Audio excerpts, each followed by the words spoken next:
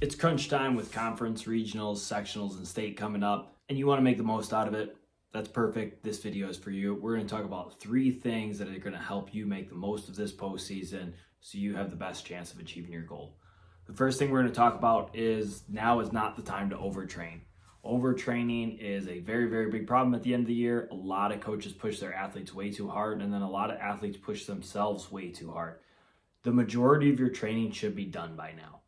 These last couple weeks should be used to tighten up little things that are giving us problems, maybe strengthen areas that we're already strong in, and maybe big glaring problems that we have, working on fixing those before the end of the season comes rolling around so we don't lose matches to big mistakes that we know we're making.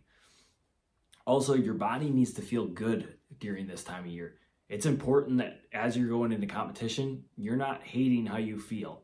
Burnout is a major problem towards the end of the season. It's a long, grueling season of cutting weight, wrestling a lot of matches, and hard practices. And wrestling's not an easy sport. So when you get to the end of the season, focus on the stuff that is fun about the sport. And overtraining and working super hard is not always the most fun thing to do possible. So your training should be very, very light. It should be going over things that are super important.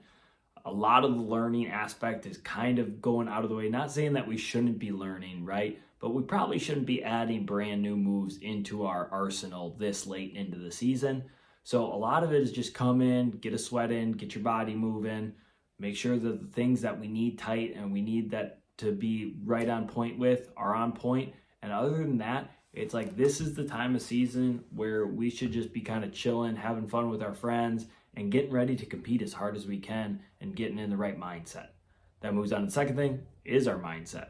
Focusing on processes, not outcomes. If we focus on the outcome, even though I know we have goals of winning state, I know we have goals of placing at state, if we focus on that, we're not going to be focused on the important stuff like how we're going to win the matches, because that's going to get us to our goals. So we need to focus on the processes of that. What ties are we getting to? How are we attacking? How are we scoring points during the matches?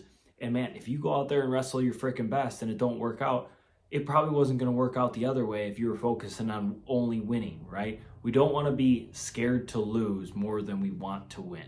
We should want to crush everybody we go out. And so the best way to do that is get to our best of ties, get to our best attacks. So processes, not outcomes, focusing on what we can control in these next weeks leading up to our competition. What we're eating, are we going to bed on time? Are we getting our recovery in? Are we working the correct things in practice?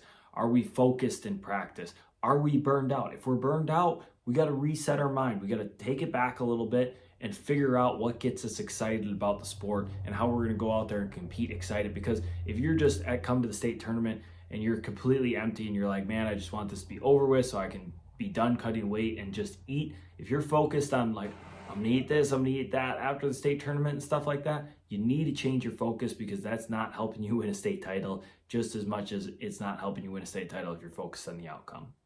The third thing I want to talk about is recovery. Recovery is super important at this time of the year, and that's our sleep, our diet, drinking enough water, and then making sure that we're stretching and maybe rolling out on a foam pad. If you got someone to give you a massage or something like that, or a massage gun, those are great.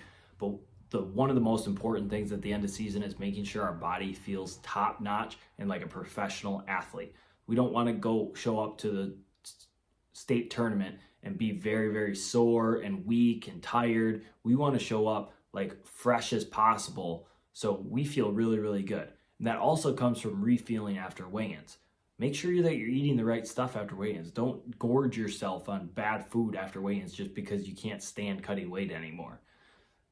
Hydrate. Hydration is a huge part of wrestling, and you need it to feel good. You'd be surprised how much better you feel if you're hydrated throughout the week leading up to competition and hydrated correctly during competition. I know that we cut water weight a little bit last 24, 32 hours, but before that, we should not be slacking on our water consumption, and that's part of recovery.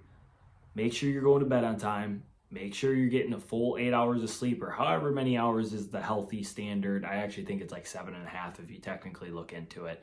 But whatever works for your body, you need to be doing that, and you can't be making excuses around this time of year. This is a selfish time of year where you need to take accountability for your own actions and go make your goals come true.